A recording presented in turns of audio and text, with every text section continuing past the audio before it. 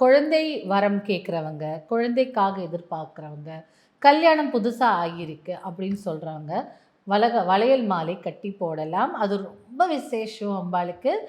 நிறைய விதத்தில் வளையல் மாலை கட்டலாம். நான் கற்றுக்கிட்ட விதம் எப்படின்னு பார்த்தீங்கன்னா, ஸோ இந்த மாதிரி ஒரு கயிறு எடுத்துக்கோங்க, வளையல் எடுத்துக்கோங்க. இந்த வளையலை இந்த கயிறுக்குள்ளே இப்படி விட்டு நார்மலாக ஒரு முடிச்சு போடுவோம்ல, அந்த மாதிரி 2 முடிச்சு போட்டுக்கோங்க. 2 முடிச்சு இப்படி போட்டுக்கோங்க. போட்டுட்ட பிறகு இந்த வளையல் இப்படி ஒத்தையாக இருக்குது இல்லையா, இப்போது இந்த சின்ன துண்டு வேற ஒன்றும் பண்ணக்கூடாது, அப்படியே விட்டுடணும். இந்த நீட்டமாக பெருசாக இருக்கிற கயிறை இப்படி வச்சு இப்படி மடிச்சுக்கணும்.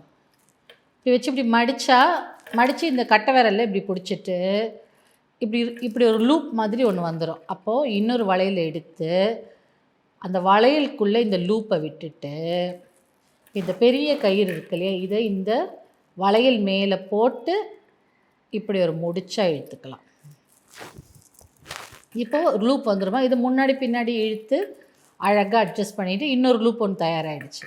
அதே மாதிரி இந்த வளையல் எடுக்கணும், டெஸ்ட் பண்ணணும் அது உடஞ்சிருக்கான்னு. இல்லை நல்ல வளையல்னால் இந்த லூப்பை இந்த வளையலுக்குள்ளே விட்டு அதுக்கு மேலே இந்த பெரிய கயிறு போட்டு அழகாக இன்னொரு லூப் ரெடி பண்ணணும். அதுக்கப்புறம் இப்படி இழுத்து சின்னதாக்கிக்கலாம்.